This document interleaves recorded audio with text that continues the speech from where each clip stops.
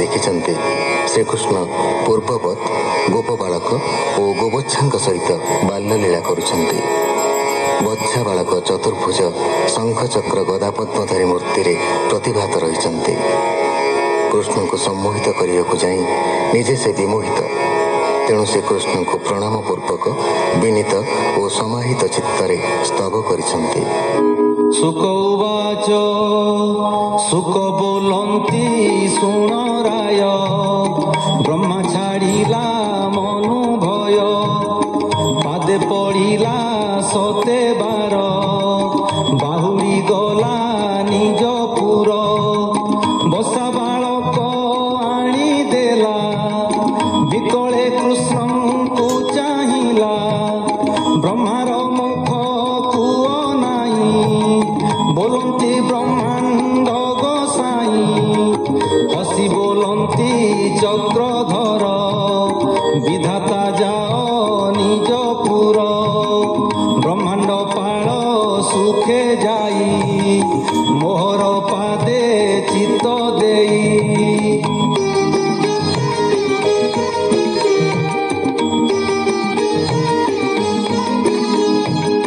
ଗୋବିନ୍ଦ ଆଜ୍ଞା ଘେନି ଶିରେ, ବ୍ରହ୍ମା ଚଳିଲା ନିଜ ପୁରେ, ମାୟା ମୋହିଲେ ଦେବରାଏ, ଭୋଜନ କରୁଛନ୍ତି ପୋଏ, କୃଷ୍ଣ ଆଣିଲେ ବସା ଲୋଡ଼ି, ଅନ୍ନ ପୁଡ଼ାଏ କରେ ଧରି, ଥୋକାଏ ତୁଣ୍ଡେ ଅଛି ଭାତ, ପୋଏ ଦେଖିଲେ ଗୋପୀନାଥ, ଅନ୍ନ ଭୁଞ୍ଜନ୍ତି କୃଷ୍ଣ ବସି, ଗୋପାଳ ପୁଏ ପରଶଂସୀ, ଭୋଜନ ସାରି ଜଳେ ଯାଇ, କରଚରଣ ମୁଖ ଧୋଇ।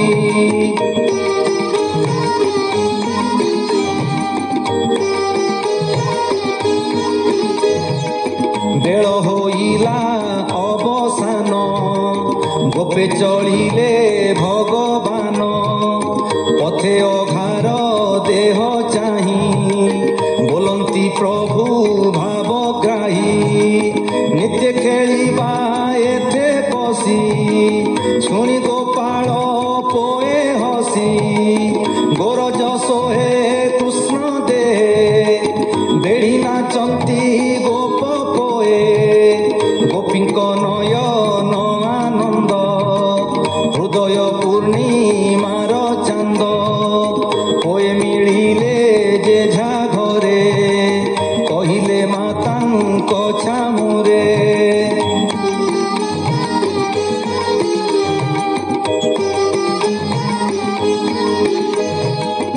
ଏଣେ ପୁତ୍ରଙ୍କୁ କଲେ ଦୟା, ବିଶେଷ ଗୋବିନ୍ଦର ମାୟା, ପୂର୍ବହୁ ଅତି ସ୍ନେହ ଭରେ, କୃଷ୍ଣେ ପାଳିଲେ ଗୋପପୁରେ, ଦାସର ଦାସ ଜଗନ୍ନାଥ, ଗୀତେ ଗାଇଲା ଭାଗବତ, ପଣ୍ଡିତେ ନଘେନିବ ଦୋଷ, ହରିଚରିତ ସୁଧାରସ, କୃଷ୍ଣ ସବୁରି ଦେହେ ଥାଇ, ଯାହାକୁ ଯେ ମନ୍ତ ବୁଝାଇ, କେ କରିପାରିବ ତାନ, ଚିତ୍ତକୁ ସାକ୍ଷୀ ଭଗବାନ।